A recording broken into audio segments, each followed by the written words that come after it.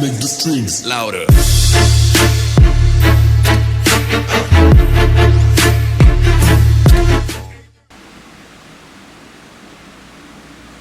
Uh-oh guys, we got some parts for this truck finally.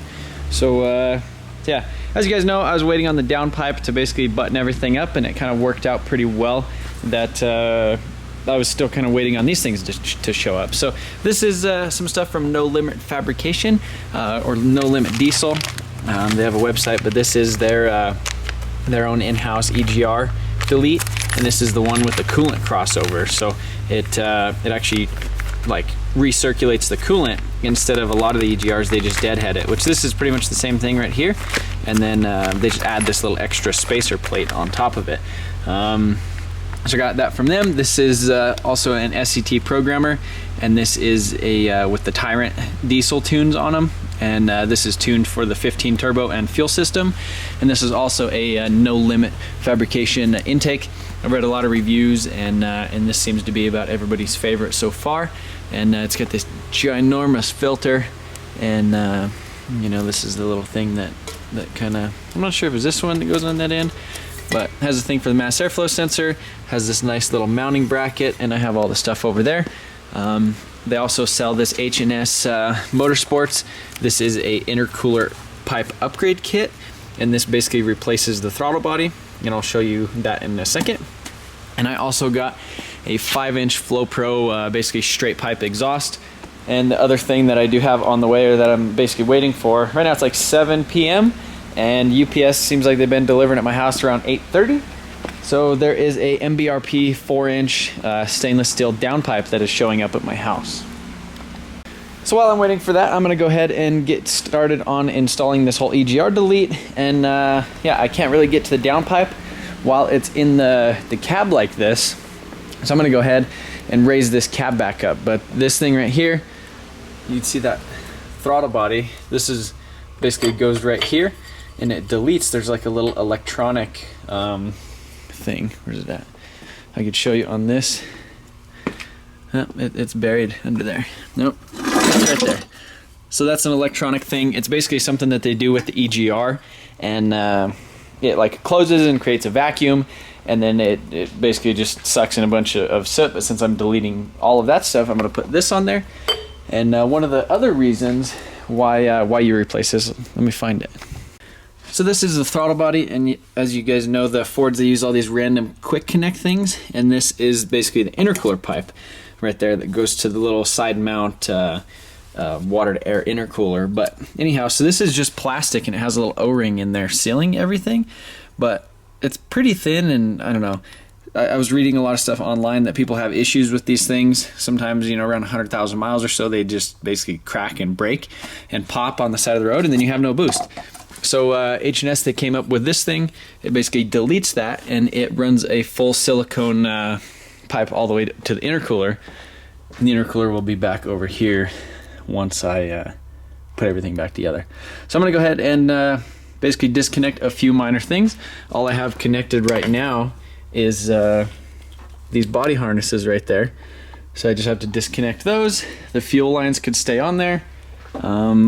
Disconnect the battery over here, this little junction block, and then the ECU plugs. And then I should be able to raise the cab back. So I'm gonna go ahead and get started on that.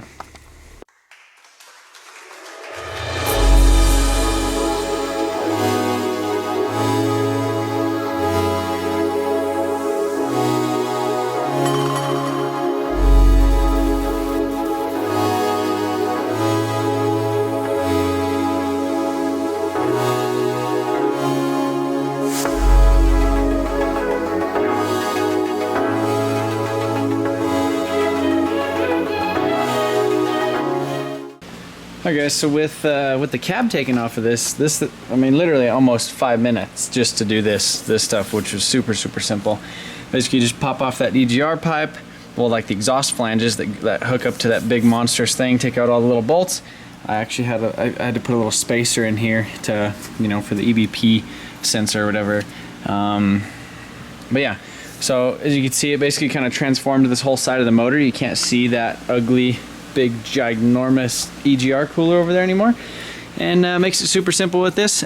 And the coolant recirculates, so instead of like deadheading right here, you know, with basically just a block off plate, it actually circulates in between these two little valleys or whatever, which they told me that like when you're towing and stuff, it could like mean up to like, you know, 5 to 10 degrees of like coolant temp difference. I went ahead and put it on the little block off plate right there with the EGR or the EGT sensor in it, and then oh, actually I need to tighten those down. But yeah, so other than that was pretty simple. And this kit definitely, you could tell just the machining and everything on it is just really, really nice. They make a lot of like cheaper, you know, cheaper kits and stuff on eBay. Which this one honestly wasn't even like that expensive. It was like 100 and some bucks. But really, really like nice quality kit. And this is a H&S Motorsports throttle body delete. And so you can see right there, I broke the tab on this little thing, but that's the intake air temp sensor. It goes down to this little side mount intercooler. Not side mount, water to air intercooler. So you can see right there, this is plastic, and then there's where that little IAT sensor is, the intake air temp sensor. So I'm gonna go ahead and pop this off, and when we go ahead and put it back in the truck, we'll use just that silicone pipe and just delete that whole system. So I'm definitely simplifies a lot of stuff on here, and I'm pretty stoked the way it's coming together. So I think getting ready to get the call that the downpipe should be at my house. So I guess I could start deleting this stuff. But I'm gonna run home and eat dinner with the family, and then yeah, then I should come back down here, and hopefully I'll be able to just throw on this other exhaust. I might not even throw on the exhaust in it. Well, actually it'd probably be a lot easier, because then I don't have to worry about the cross member or lowering those, because normally you have to do that. And then it'll be really easy to get all this DEF stuff out of the way, and you know, all the exhaust hangers and all that stuff should be a lot easier, definitely how it is. So I'm gonna go ahead and I'm gonna go home. So I'll be back in a little bit. All right, guys. So we're back here. It's been like 2 days. I took some days off, and so anyhow, check this out. So we got. This is the 4-inch MBRP. It's like a 409 stainless, so it's not like a full, like, I don't know, it's not as pretty as a stainless as the other stuff. I already pulled this thing out and looked at it. But this is the new downpipe. It should solve our problems.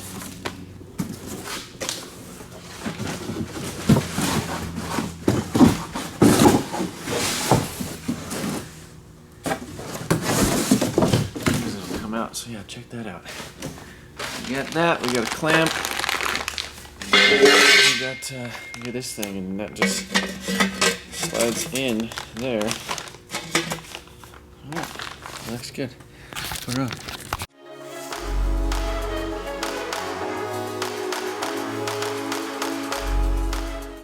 All right, so I got the top side of the downpipe on. You can see it bolts right there. And I kind of had to do some weird stuff with the V-band clamp. I pretty much broke this one, like a third of the section out of it, just because it was way too tight. The V-band on the 15 is a little bit bigger than the one on I guess the 2011. So if you're gonna do this, you definitely need like the 15 V-band clamp, which I didn't know, and it's like Saturday, like 2 days before Christmas, so I don't think there's any chance of getting one.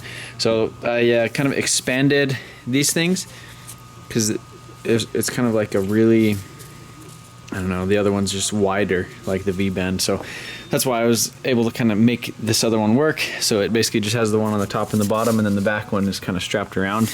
And you can see there's not really a whole lot of, you know, kind of give there. So yeah, that should be all right, and hopefully I don't have any issues with that. But yeah, that downpipe fits directly up into this factory location.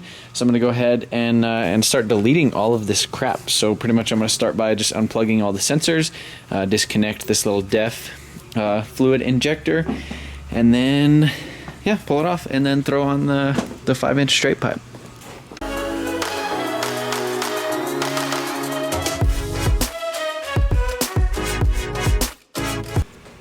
So yeah, you can see this is a big dog exhaust. So you can see it's 4-inch right here, and then it goes to a 5-inch. So this is basically the stock thing that connects right off of the downpipe, and that's all 4-inch, and then it goes to the 5-inch right here, and then it goes 5-inch the rest of the way back. I almost probably should have just did the 4-inch, just because I guess it really wouldn't have mattered anyhow, because this is a 4-inch downpipe, and then it's going to go to basically 4-inch until like right here, and then it'll go 5-inch from there back. Definitely looks impressive. I don't know if I'm going to run a tip on it. That's the piece that comes out the back. I'm not sure if I'll even run a tip on it, just because it's already 5-inch, so it kind of looks manly how it is. But yeah, I don't know. I'm going to go ahead and yank off the stock crap.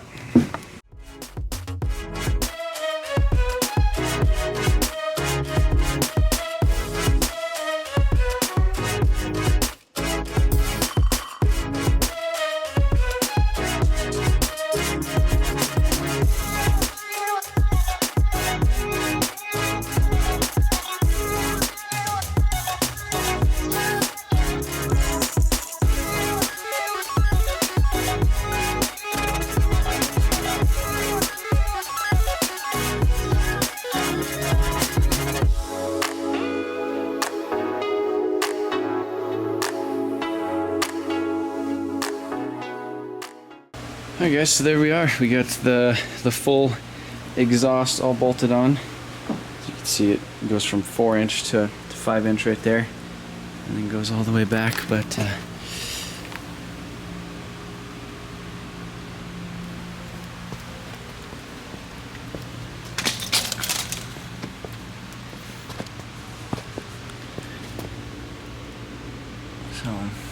yeah, this was I don't know, that thing probably weighs at least 100 pounds or more. Probably a little bit more than that, honestly. It's super heavy. It's got like this, I don't know if that's like a little resonator or something right there, but yeah, definitely nice to get that big ugly thing out from underneath there. And then it, like I said, I almost feel like it doesn't even really need like a tip in the back, just because it's 5-inch and it just kind of looks, you know, looks manly anyhow. But you know, all these clamps and everything went on pretty good, and got them most of the way snug down. I'll kind of wait until it's on the ground, or I start it once or twice, and then I'll get down here and fully tighten them with the ratchet. Get this thing fully tightened too. But yeah, so it all kind of came together. So like I said, pretty much all I'm going to do now is go ahead and hook up like the fan, put like the whole fan clutch front piece on here, like the tensioner, and I might even throw on the like the serpentine belt on, just to so I don't have to do it outside of the truck. So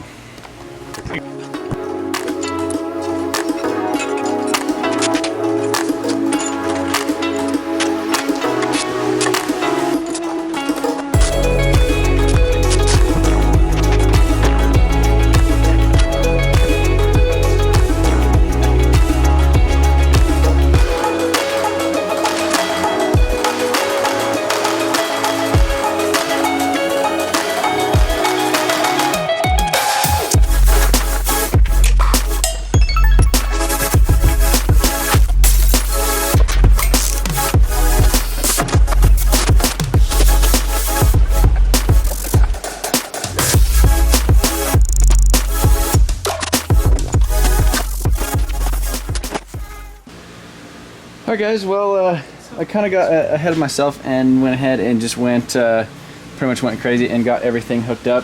So I got this No Limit Fabrication giant intake on here. Does it kind of look clean when you there's pour the it? EGR delete and all that stuff. And this is a little hose, because there was a hose that came off of this and ran over to, or it didn't come off of this. This hose ran to one side of the EGR cooler, and then there was another hose that well, you can see right there, that ran to the EGR cooler too. So I'm gonna go ahead and fire it up. I haven't changed the tuning or anything on it. I don't know if I should do that before I fire it up. I mean, you can fire it up and then change it. Yeah, I guess I'm gonna fire it up real quick and then change it. Are you gonna leave this open? Let's go. Turn on the Dave button.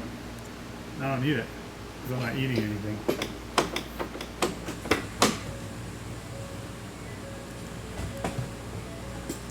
It's just because when I like record, I just hold it like super close instead of just like holding it far away.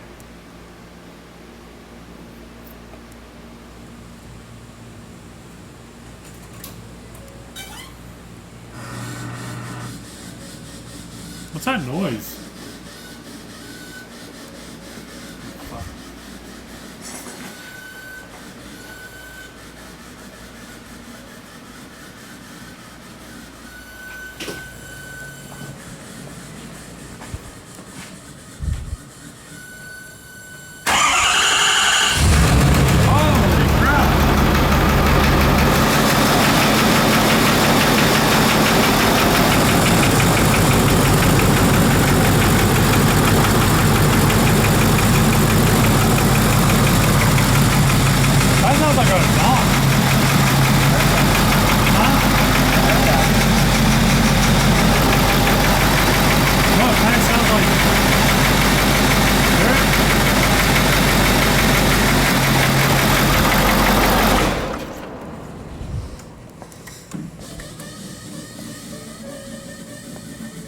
Probably hook up the battery charger to it if I'm gonna What?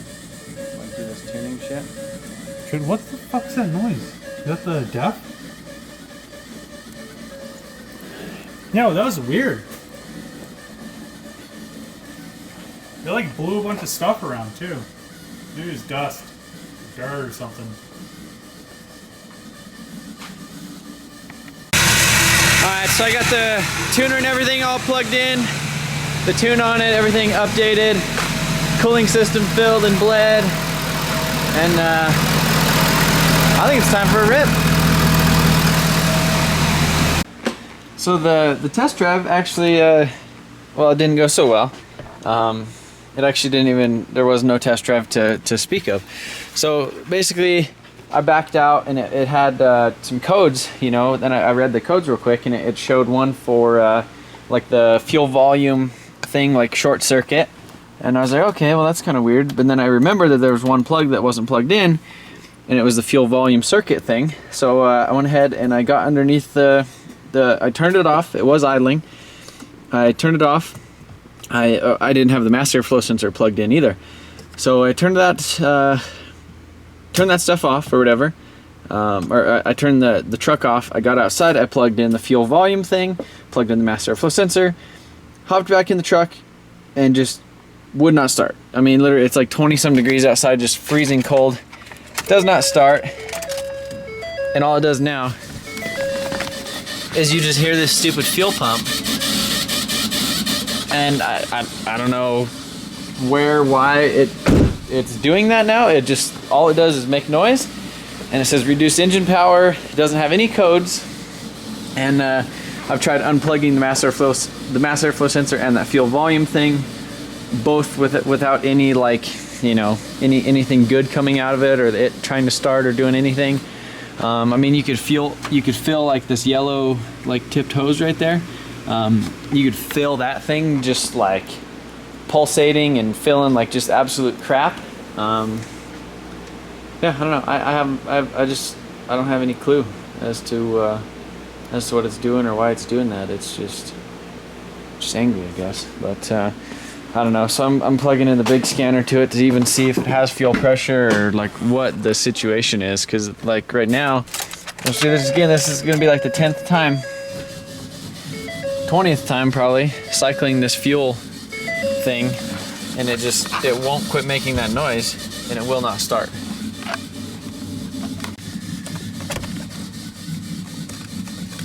Let's try cranking it.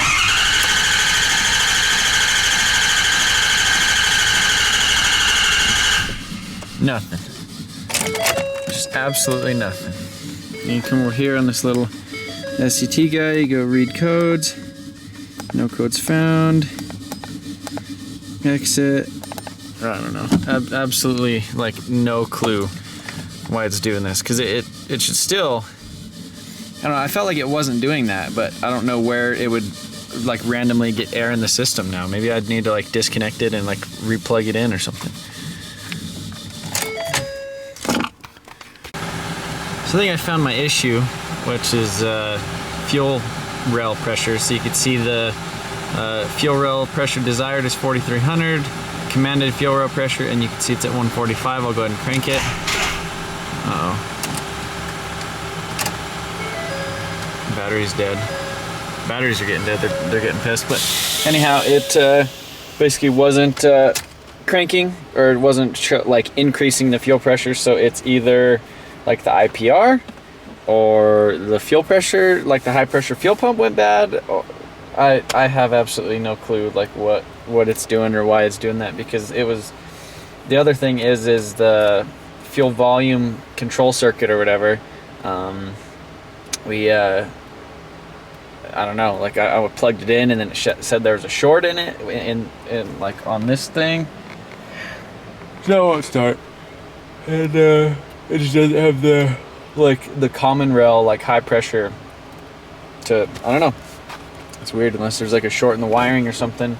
I mean, that has to be the issue, but there's also the issue that it's just making tons and tons of noise, like, and it wasn't doing that before. I mean, it sat here and it idled for 10-15 minutes in the shop just perfectly fine, and then as soon as I back it out, go to plug in another sensor and then wiggle some wires, and then I guess that was it. So I don't know, stupid. All right, well, I've been messing with it for like another hour. I have absolutely no clue like what or why it's doing that.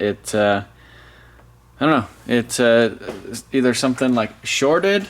I mean, something either had to have got shorted or something funny, because it's not even commanding like the lift pump or whatever to turn on.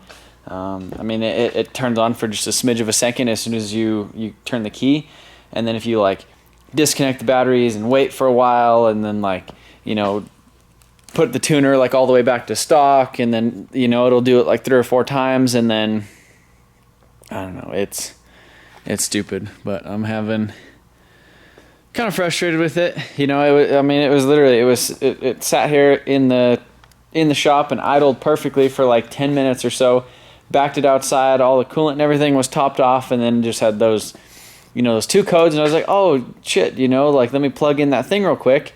So I got up here and I fumbled with it trying to get it plugged in, and I was like, okay, well, let me turn it off, turned it off, got it plugged in the mass airflow sensor, and then tried to start it up, and it just hasn't started since then. So I have absolutely no clue why. I mean, now I know it's not getting the fuel pressure, you know, like the command, or like it's not seeing the fuel pressure it wants in the rail, so it's not even going to fire the injectors. But I just have no clue what would make it, you know, short out, you know, or I mean, I don't know. I mean, the only thing I could think of is that plug that goes to this thing, because this is a high pressure fuel pump. So this is the fuel volume control unit right here. You know, the top of this plug was kind of busted off, so maybe it was kind of like metal, and I like touched it on something, but it shouldn't like have shorted out this, you know, unless I put it in there kind of crooked, and I don't know, which it shouldn't have had power because it was turned off. But I don't know, just super weird. So it I don't know, I mean, it has fuel pressure at the rail. It has, you know, when the actual pressure, you know, when the lift pump is on, it has enough fuel pressure, because like the low switch turns off and says like not low anymore. But it's just not getting fuel pressure. Like it's commanding 4,300 psi, and it's only getting 100 psi in the high pressure fuel rail. So that's why it's not starting, is because it doesn't have any high pressure fuel. But I just don't have any, unless the high pressure fuel pump went bad, you know, unless there was like some bad stuff in that gas and it shattered the pump, or not shattered it, but messed up the pump again, and I have no clue. As it broke open I was going to say if it broke off a tip of the injector, but that wouldn't make sense either, because that everybody was saying that's pretty much why this one wasn't running, was probably because the tip of the injector got busted off, and so all the fuel pressure was just going in that one cylinder. I have no clue. I was supposed to be home at like 8, and it's 1 in the morning now, and stupid. It's just stupid.